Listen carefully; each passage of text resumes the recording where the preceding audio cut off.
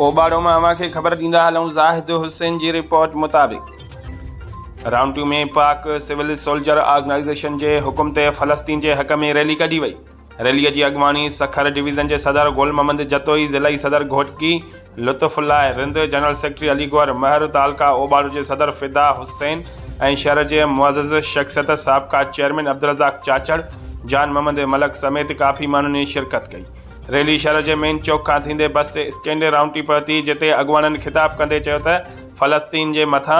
Israel ज़ुल्म करे बमबारी करे रहियो आहे, जंहिंमें औरतुनि ॿारनि समेत काफ़ी फ़लस्तीनी मुसलमान शहीद थी चुका आहिनि ऐं इंसानी हुकूक जूं अलमबरदार तंज़ीमूं उन ते ख़ामोश तमाशाई बणियल आहिनि। असां इंसानी हुकूक जे अलमबरदार तंज़ीमुनि खे अपील था करियूं त फ़लस्तीन में नाहक़ ॿारनि ऐं औरतुनि जे क़त्लेआम जो नोटिस वठी क़त्लेआम खे रोकण में अहम किरदारु अदा कनि।